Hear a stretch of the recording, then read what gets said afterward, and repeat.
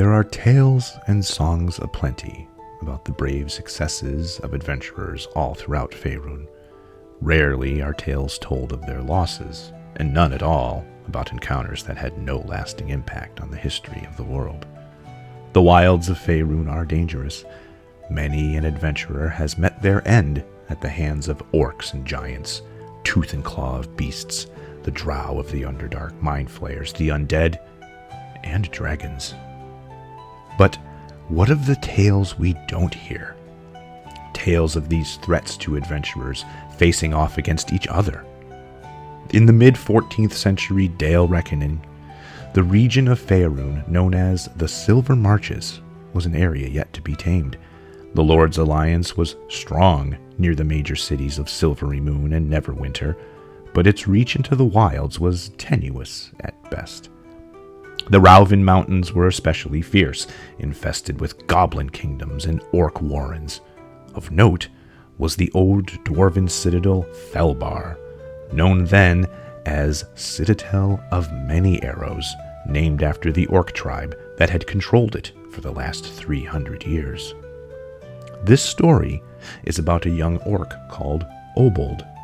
Bigger and smarter than the average orc, Obould was destined to become chief of the Many Arrows tribe by slaying his own chieftain.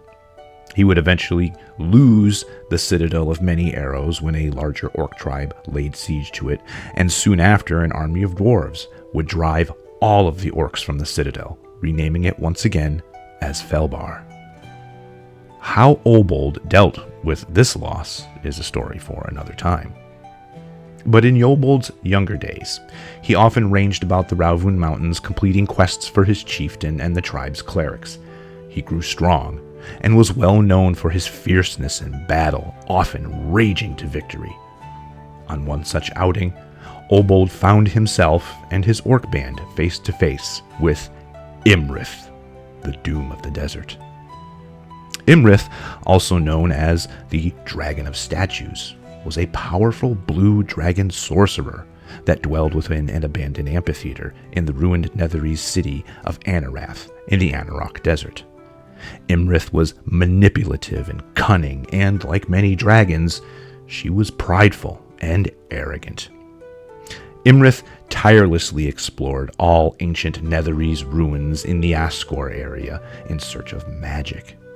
Beyond her primary lair in Anauroch, she was known to keep and maintain several caverns in the Grey Peak and Sunset Mountain ranges to the west. Iymrith had regular forays westward to the north, gathering food from throughout the Ice Mountains, Turnstone Pass in the Nether Mountains, and Delambir Vale. It is during one of these excursions that our story takes place.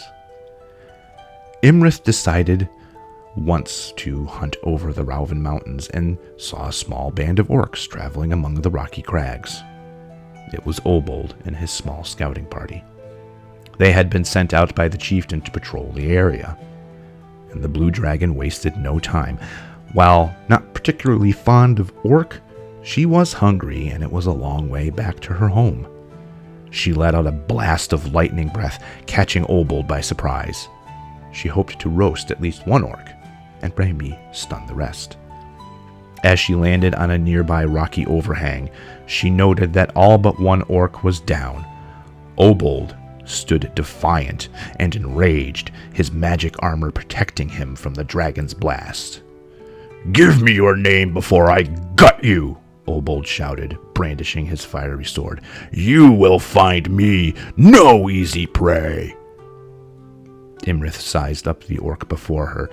Larger than most and speaking proper Draconic, he was clearly a young chieftain, if not destined to be one. "I am known as the Doom of the Desert," she replied, "and you and your companions will make tasty morsels. Pah! A shame you will die far from your home." And Obould charged the dragon. Their battle was fierce, neither combatant willing to give an inch.